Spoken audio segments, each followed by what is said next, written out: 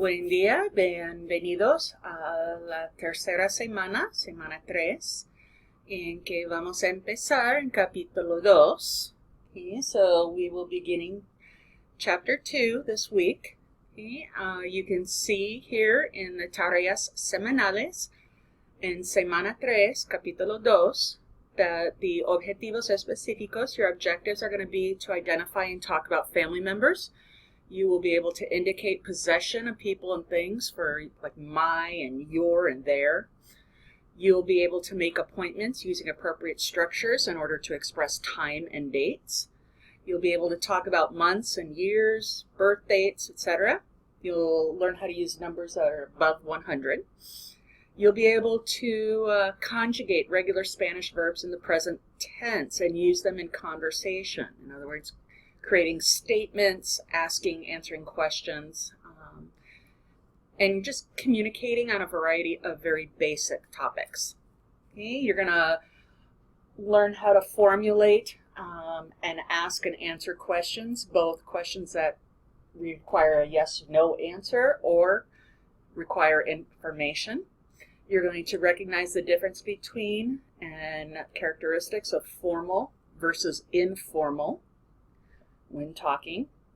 You're going to express location and current condition using the verb estar. And you will be able to use some negative constructions such as nothing or never.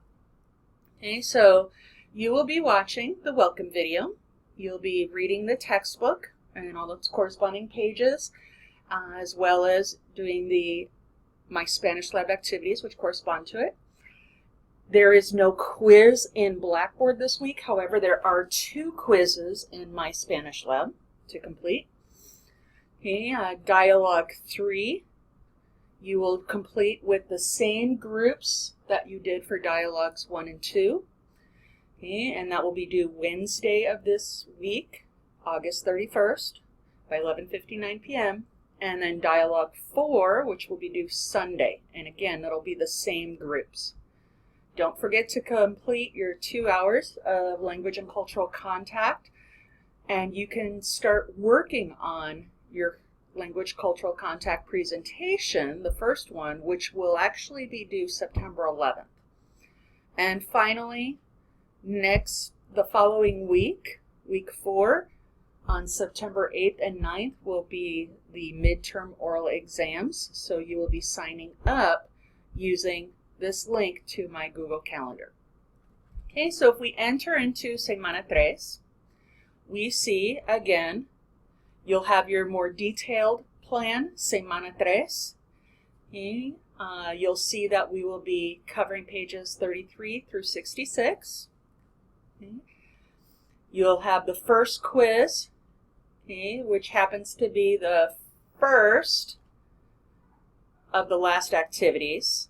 Okay, so you're going to have, because the 2 quizzes can compose of 9 activities total, the last 9 activities on my Spanish Lab assignment, those first 3 will compile quiz 1, and then the last 6 will compile quiz 2.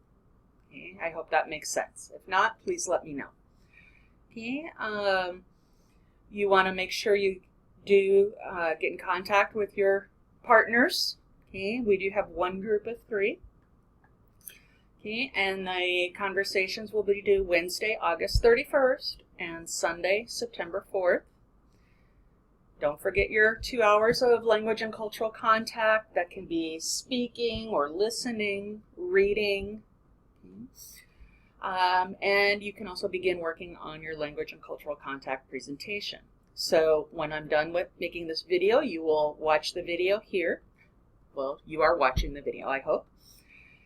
Here's another place upon which you can find your plan, your course of action for week 3. Dialogue 3, Dialogo 3.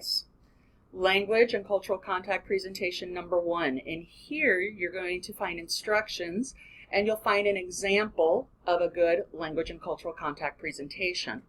The actual link to submit it will appear in week 4, in Semana 4. Dialogo 4. Again, a reminder to sign up, and you must sign up before Tuesday, September 6th at midnight for your oral exam. Okay.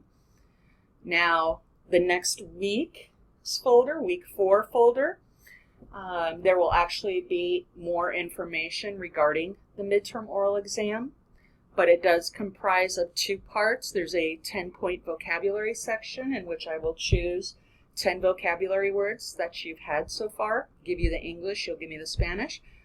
And then the second part is a conversation in which I will choose one of the 4 dialogues that you have had till that date for us to reenact. Okay. Okay, so if we go into Dialogo 3, okay, again, you'll see the general instructions about the dialogues, and here's the more specific information. Okay. This is a diálogo entre recepcionista y paciente. So one person the first time around will be the receptionist in a doctor's office who's speaking with a patient. Okay. So you're going to use the vocabulary and structures and expressions that you learned throughout Chapter 1 and on pages 33 through 49 of Chapter 2 as a reference. So you will greet each other appropriately, have introductions including full names, professions. You want to find out from the patient what his or her name is and how he or she spells, deletrea, their first and last name. Okay, how he or she's feeling, what his or her birth date is, their address, their profession, unless you already covered that at the very beginning. Okay, and what time the appointment is. Then include appropriate thank yous and say goodbye. Okay, close your conversation. Then you will switch roles. The patient will now be the receptionist will now be the patient. Okay? And again, as always, you have to remind yourself how to use Google Hangouts. And the thing to remember is that everybody will need to submit the YouTube link. And so only one person records the conversation, but he or she must send the link to his or her partner so that they can also submit that so that their grade will appear in the gradebook. Okay? I'm going to skip over the language and cultural contact presentation for a moment and just go to Dialogo 4 since we're talking about the dialogues. This diálogo is entre un doctor en la sala de emergencias y un paciente que acaba de tener un accidente de bicicleta. So one person will be Doctor or Doctora Perez, and the other person will be a young man or woman who has just come into the emergency room, okay, the sala de emergencias, after being in a bike accident. Okay, so give introductions, give full names. You know, the doctor will state who they are, and including their profession. Okay, and you want to find out from the patient. This is just kind of a very brief information before the actual examination. So you want to find out what his or her name is, how he or she spells their first and last name, how the person is feeling, where he or she lives. Ask them what time it is. Okay. The reason being is, you're kind of also checking for cognitive functions here. Okay. Find out from him or her their birth date and with whom that person lives. Okay, so you're going to incorporate your family vocabulary from Chapter 2. Okay, and then you'll give the appropriate thank yous. And the conversation will just close at that moment before the examination begins. Okay? Okay, so hopefully there's no questions on the diálogos. 3 is due on Wednesday, August 31st, and 4 is due on Sunday, September 4th. Now the language and cultural contact presentation number 1 from the syllabus, just copied and pasted, as well as a PDF of detailed instructions. And again, here's the detailed instructions, but you're going to use a PowerPoint presentation with a voiceover. So you can use Google Hangouts on Air. You can use Screencastify. You can use Screencast-O-Matic. Okay? But you want to make sure that your presentation includes a summary of activities used in the contact hours. Okay? So reading, was it reading, print, internet? Was it watching TV? Was it watching movies? Was it conversing? You want to include new vocabulary that you learned. And then you want to pay particular attention to the cultural practices or nuances that were observed. And how do they compare or contrast with your own culture? So your presentation should be about 5 minutes long, so you're probably going to include about 5 different slides. Okay, and you can read the rubric for details. Okay. That's also found in the Información y Documentos del Curso. And then here is an example of a good language and cultural contact presentation.